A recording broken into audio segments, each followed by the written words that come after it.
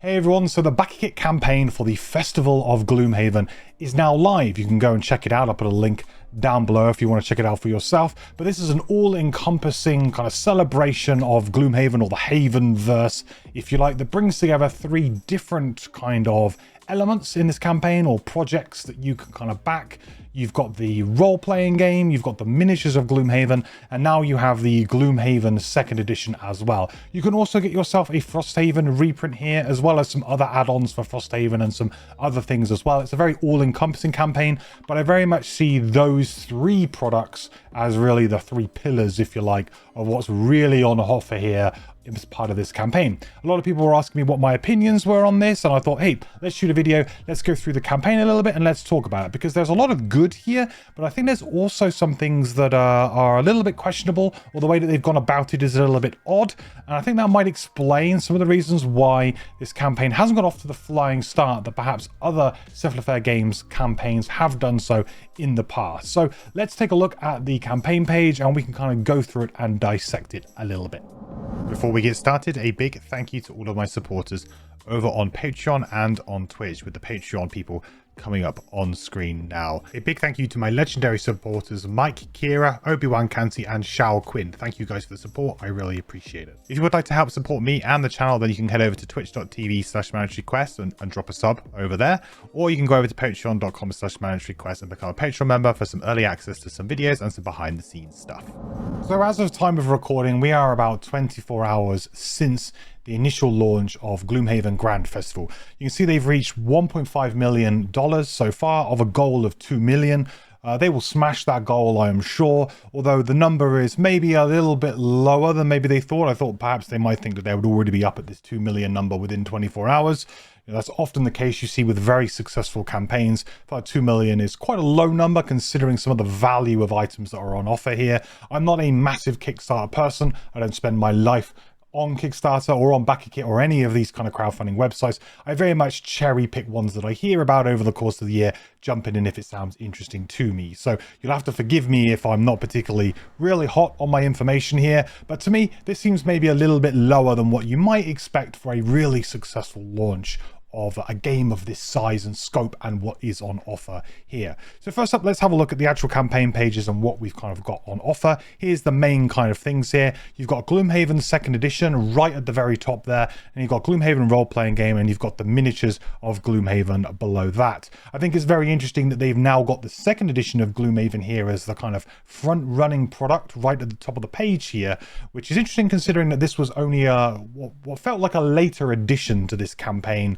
Maybe it was planned for a very long time, we don't know, but in terms of the PR and the publicity of it, it was added much later. So it's interesting to see that it's actually front and center here, and it's been talked about quite a lot right from the get-go.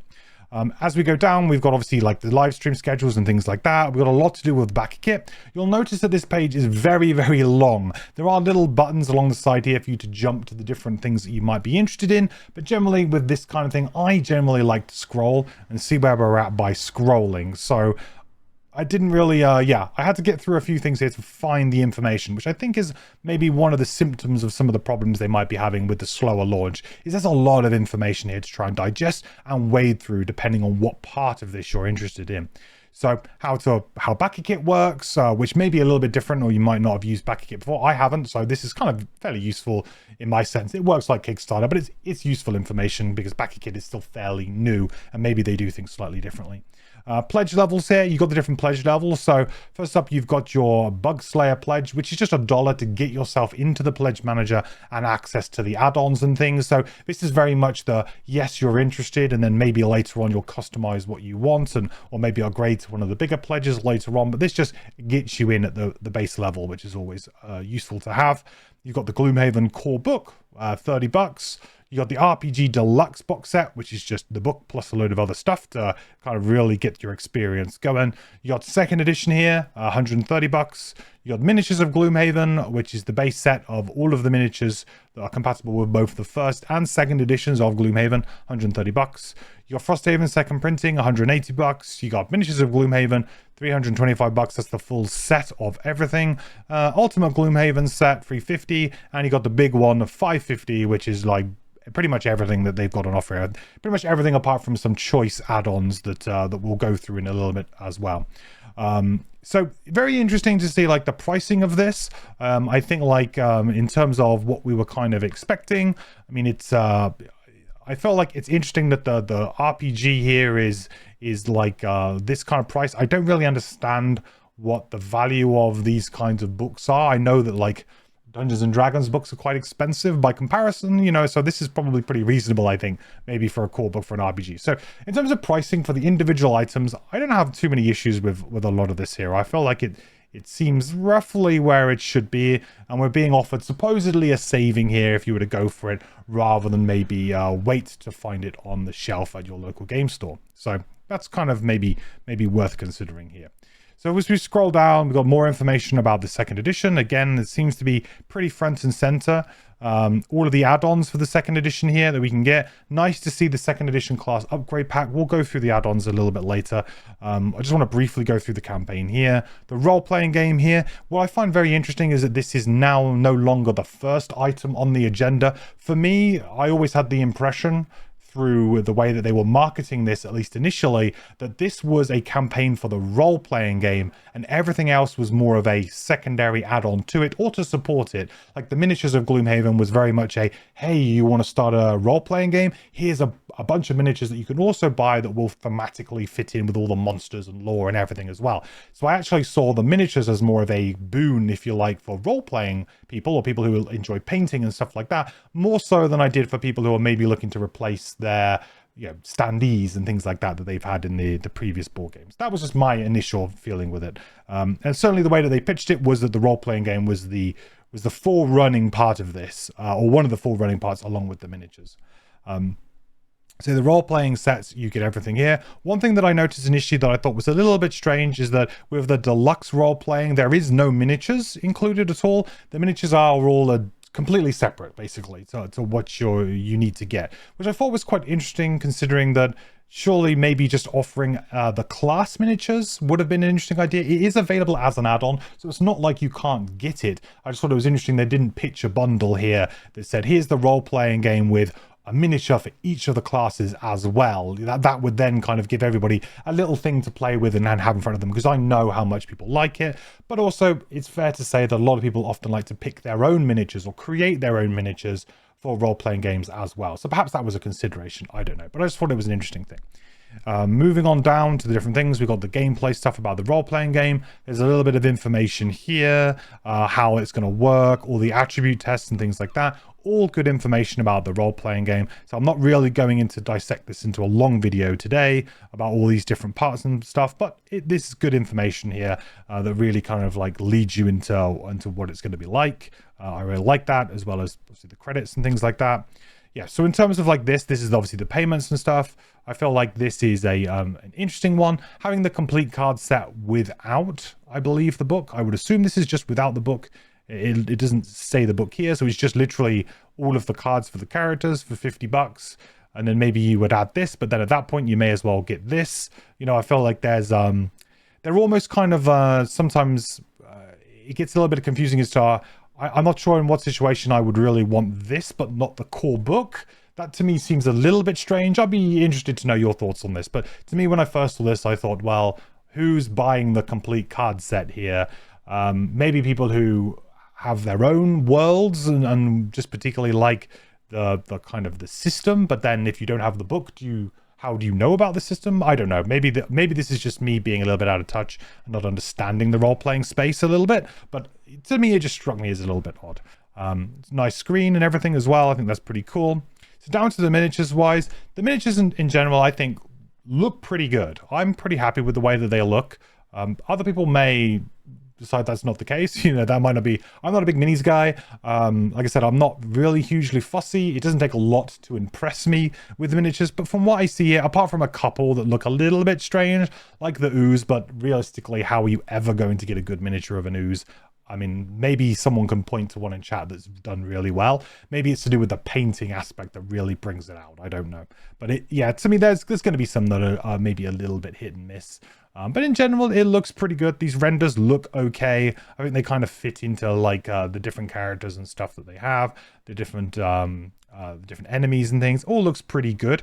What I will say is that we're going to be scrolling down through this, and what I thought was quite interesting is when we do get to the summons portion of both the Gloomhaven and the Frosthaven stuff, you are kind of in minor spoiler territory there for these games. So bear that in mind. It's not major spoiler territory, but obviously it's telling you that this is a summon that exists in the game, and so one of the characters has this summon. So there's a kind of element of a little minor spoiler there, but I don't think it's going to massively detract. But I will be going through this totally, so if that does bother you, I'll just mention it again as we try and get to it. But that's something that I noticed on their campaign page, which I thought was interesting, that they just displayed it all front and center.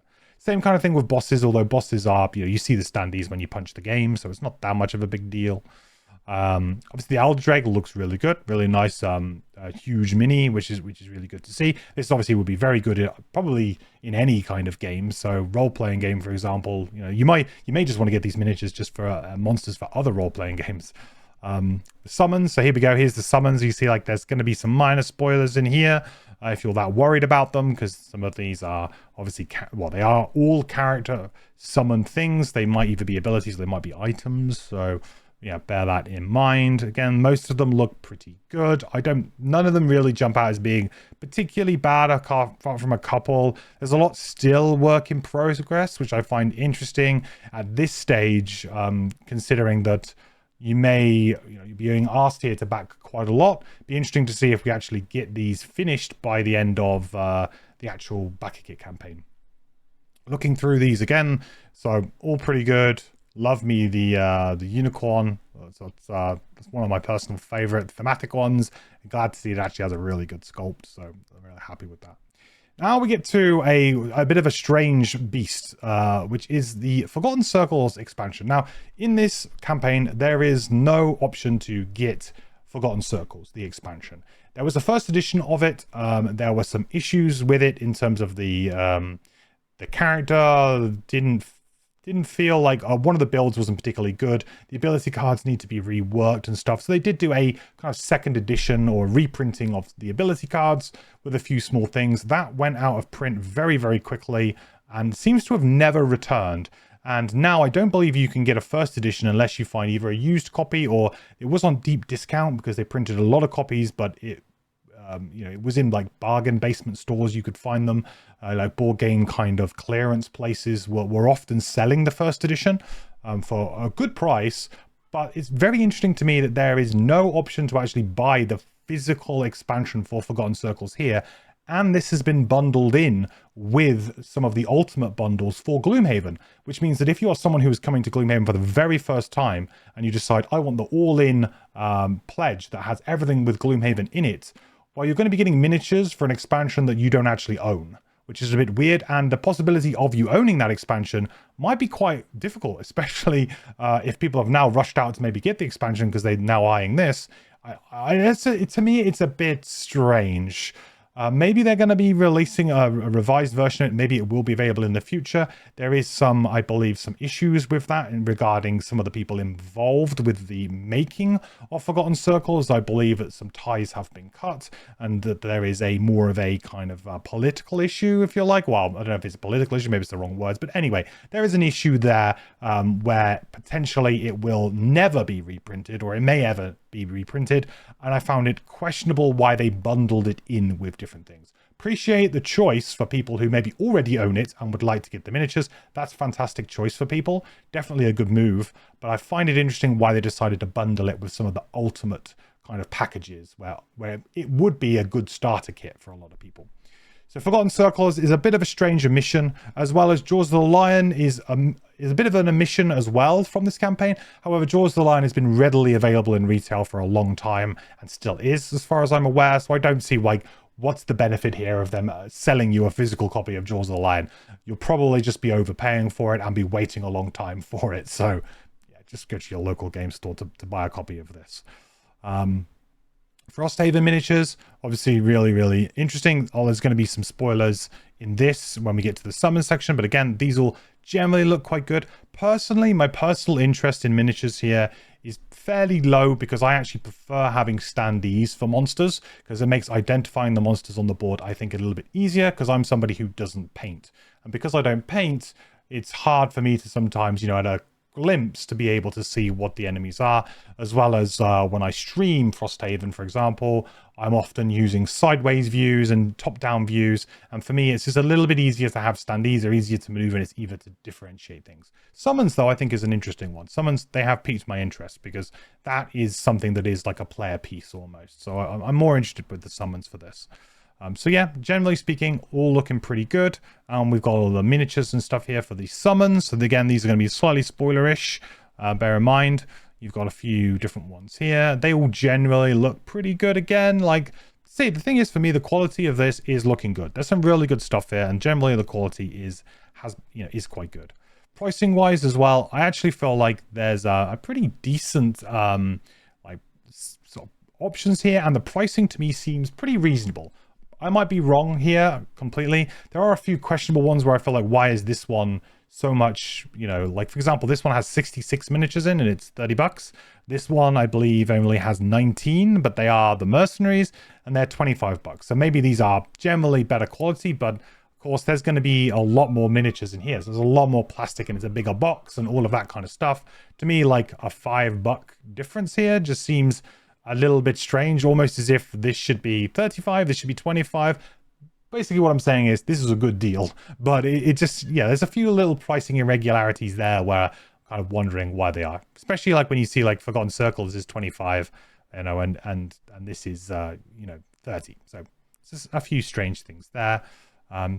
So just a few things there, but pricing wise, to me, a lot of this seems fairly reasonable in terms of what they're asking for, especially if you're looking to piecemeal buy a few things that you know, cherry pick a few things that you would like to do. So let's talk a little bit about a few things that I think are you know, good about this campaign, and the two things that I think could be improved or maybe holding it back in some ways. For first thing, choice. There is so much choice on this campaign for us as players and fans of Gloomhaven. It is a real kind of service to the community, what they have put together here. There are loads of options. I think the only option here that I've seen spoken about that would be nice is a bosses only miniatures pack. I think that's the only thing here that I'm like, yeah, that would be quite nice, because I would maybe not want all of the monsters, but having the bosses have a little bit more impact. I like that idea. So potentially that, I think, could be a good idea.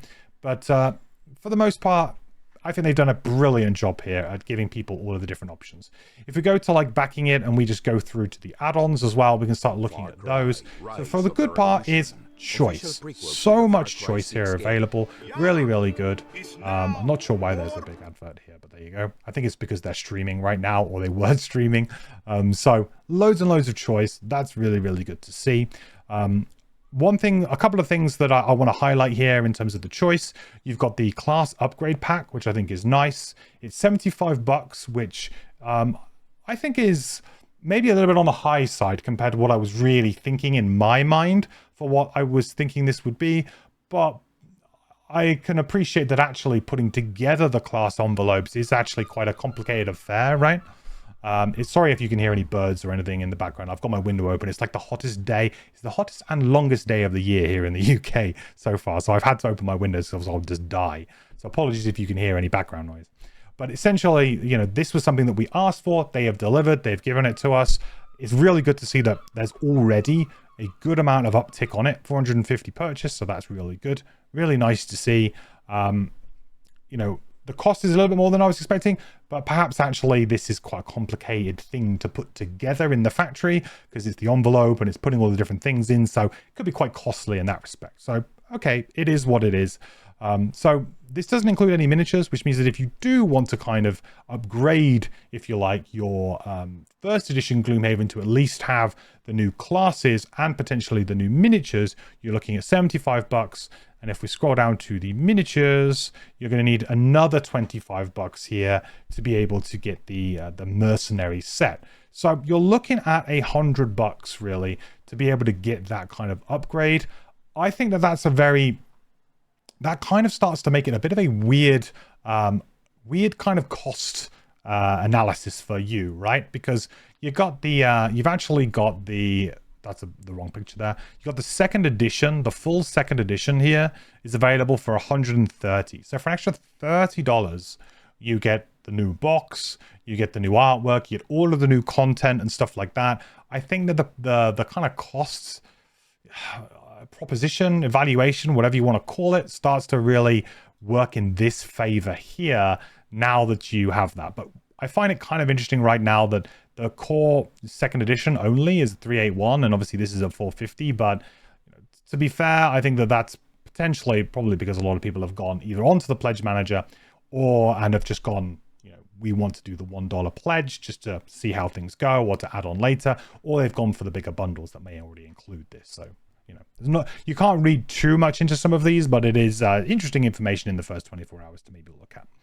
So yeah, I felt like the choice is really good here. And in particular, another thing I wanted to highlight is the Play Surface book for Frosthaven. It's $50, which is pretty expensive, I think, but when you consider the fact that this is probably going to have to be like 3 books minimum, is it 4? 4 books, right? It's 4 books just because of how big Frosthaven is. Some of the scenarios are insanely huge in Frosthaven, so I'm not surprised at the price for this. And it'll be one of those nice quality of life things that if you personally find this way of playing really improves your engagement, because you can set the game up quicker, pack away quicker, can get through more scenarios in less time, all of that kind of good stuff, then this will be kind of invaluable to improving your Frosthaven experience, but it won't necessarily be something for everyone. It's a really neat idea. What I'd be interested to see is whether or not they actually change any of the artwork and maybe make the artwork a little bit more detailed on these. Considering that they're now dedicated maps for that scenario almost, it will be interesting to see how they go about doing that. Because in Jaws of the Lion, there was a lot more detail because it was just in the book. But we'll have to see. But for the most part, this little image here, it looks like it's just the standard tiles, it appears. So lots and lots of choice here. The next thing that's really kind of like one of the things that I think is the negative to the too much choice is the costs of things. This thing could rapidly spiral out of control for you if you are looking to, add on a few little things here and there. And before you know it, you've snowballed into several $100s. It is a very expensive campaign, depending on what it is that you're after. There are some good options here for a few things, but in general, trying to get away from this thing without spending less than $100, probably going to be pretty hard. It's probably pretty hard for you, unless you're interested in a few different minis, or maybe just the core role-playing book. It's going to be hard to get away. Not to mention once you add in all of these shipping fees and the fact that taxes are not included in this as well, that stuff's all going to be added on top of your pledge when it comes to finish. This is a costly campaign, and at a time right now when people are potentially looking at their expenditure, the economy is in the state that it is in. People are maybe sort of tightening their belt a little bit at the moment as we go through a bit of a period of hardship in the world. It's interesting to see how much disposable money is going to be around for this kind of stuff. And considering that a lot of this stuff is kind of upgrades potentially to things you may already own, it's a bit more of a harder sell, right? Because there's no really new exciting stuff here. The new exciting stuff for the most part is the role-playing game. Yes, the second edition has some really nice new things, and I think that they've done a good job of justifying it so far, and what they've shown looks great. So I'm very interested to see more and more information about it. But it is certainly not like when the Frosthaven campaign came out and it was a brand new game with brand new mechanics, and it was a very easy sell, if you like, as to why you would maybe want to jump onto the campaign, because it was all brand new stuff, brand new content for you to play with, whereas this is maybe asking you to revisit a game that you've already played, or perhaps you haven't played yet, which comes to the kind of other issue here that we have, or another issue that we have, and that's to do with the fulfillment schedule of this particular campaign. So we scroll back to the main page here, and we go straight down to the shipping and timelines. Shipping prices are what they are. All of the stuff that you see in this campaign will be coming to retail, so bear that in mind, that any kind of shipping that you will be paying here, you may be overpaying slightly, when if you can wait, you may be able to just walk into your friendly local game store and pick this up, or have it shipped much cheaper, once it kind of makes its way onto like Amazon and places like that. I know we don't like to talk about Amazon as a retail. We like to support friendly local game stores, of course, and I encourage everyone to do that. But let's let's get down to the brass tacks of it here. People use it, and it will be available on there at some point with your free shipping and stuff like that. So taxes and everything like that, that's all stuff you can't change. But let's go to the timeline here. So the timeline is really interesting here because it's kind of a little bit odd. So you've got the campaign ends in July. Great. Wave 1, Frosthaven enters production. So if you want a reprint of Frosthaven, it is open to you. Now, whether or not you can even still buy Frosthaven, I don't even know. Let's just take a quick look at... let's take a quick look at a store here that I use fairly regularly. They're one of the biggest stores in the UK. There's Zatu Games. So let's just have a look and see what the availability is. I don't actually know if these are even available right now or not. So, I mean, you can buy it right now, right? It's fairly expensive. I mean, yeah, it's 290 bucks on here, and these guys are generally pretty on the nose for pricing. They don't overprice things. They usually underprice things, if anything. They are one of the more ruthless retailers here in the UK, which is why they do so well. They do often undercut people by certain amounts, but as you see there, you can get it for 290 bucks there, which is a lot more expensive than what they're offering, to be fair, on the campaign at the moment. If we try and check out maybe another one, Game Store is another company that I like to use. So let's take a look and see what they're at. See if it's available as well. Here, 209. So these guys are way cheaper right now. So, you know, this is whatever kind of price that you can kind of find online, right? So it's the price that they're asking and is a little bit less than obviously what you may play if you went straight into retail here in the UK. It may be different and elsewhere. But it's worth saying that potentially it's not your best play here to actually just reorder Frosthaven second printing. Unless, of course, you are really, really interested in some of the errata changes. So there were some printing errors in the first print run. Maybe you're interested in waiting for those. So yeah. Anyway, got a little bit of a tangent there. But that's Frosthaven as part of this. Make sure you check your friendly local game stores to make sure you're getting a good deal. That's all I'll say. And unless of course you're really, really, really keen on having those fixed printing errors from the first printing. Pledge Manager opens, Frosthaven begins. Ocean Freight, Frosthaven begins fulfillment. So you will hopefully have your Frosthaven before Christmas, if that's the way you want to go for it. Now, this is when we start getting into the kind of interesting timelines in terms of fulfilling the Gloomhaven second edition. So second edition looks like it's going to be fulfilled around March next year, which is a little less than a year. Probably, you know, maybe if there's any kind of delays or anything like that, we'll be looking at about a year, which is pretty typical for a Kickstarter campaign. I've got no complaints here. That sounds all pretty reasonable to me. No issues there. Next, you've got the Gloomhaven RPG is going to enter production, and eventually that is also going to fulfill. So the Gloomhaven RPG begins fulfillment in July of the same year. So a few months later after the second edition, you're then going to have the RPG as an option. But then when we get down to the miniatures of Gloomhaven, this is the kind of really interesting one. So it says here that it's going to be fulfilled in January 2025, which is quite a big difference between obviously March 2024 and January 2025. You're looking at a good, what is that, like nine months or so, and then there could be delays. Whatever may happen. If you do anything wherever you back it, you always kind of accept the fact that there may be some delays, and my experience will tell you that there will pretty much always be some kind of level of delay in some way. Maybe they've estimated this fairly conservatively, but for me, this is interesting because a lot of the people will receive their games in March of 2024, but they won't actually receive the miniatures that they may want to be able to play that game fully until January 2025. So in theory, you're kind of delaying your experience of playing it all the way into 2025. Now, if you're somebody who is on the cusp of wanting to play Gloomhaven, it's come across your view and you're really interested in potentially playing it soon, obviously these dates do not really work for you, so you probably would want to seek out maybe the first edition at this point in time, especially if it's had a bit of a price cut. But it's very interesting to me that both the miniatures for this, the miniatures that might be used in the RPG as well, which has also already been shipped and already been fulfilled.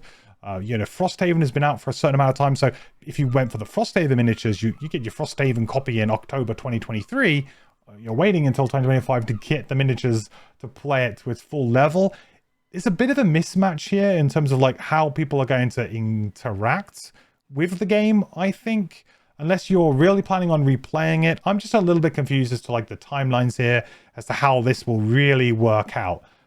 I feel like a lot of people are going to end up getting the miniatures, and they're either going to have played the game already, or possibly lost interest. It's just a bit strange. I'm sure if you're in this for the miniature painting alone, this is irrelevant to you. But I felt like it was something interesting to point out here, that the fulfillment schedule is a bit odd in terms of how you will actually engage with the finished product and when it comes out. So that's another, like, that's the other kind of thing with the timeline that I really noticed. We've talked a little bit about Forgotten Circles as well as being a bit of the black sheep. That's kind of my general thoughts with this, guys. I mean, let me know what you think. On balance, there's really, really a lot of good stuff here. My hat goes off to Seth Fair for bundling in so much stuff and giving us so many different add-on opportunities and things that we can pick and choose that we want. It is really, really great for the community that they have done this, but I do feel like by doing it, they've almost offered us too much choice. And I feel like we're getting pulled a little bit in different directions, a little bit of confusion as to what we should back, which we shouldn't back. Should we wait for retail? Shouldn't we wait for retail? And I think ultimately that will end up with people being confused enough that they won't make a purchasing decision maybe here, or they might opt to go for less rather than more, which might have been, well, I presume that was their intention. They would like to increase the campaign, which will maybe explain the slower start than maybe we were initially expecting, especially considering that Frosthaven got, I think it was like over $14 million, I think, when it closed. And, they are within 24 hours, they're at 1.5.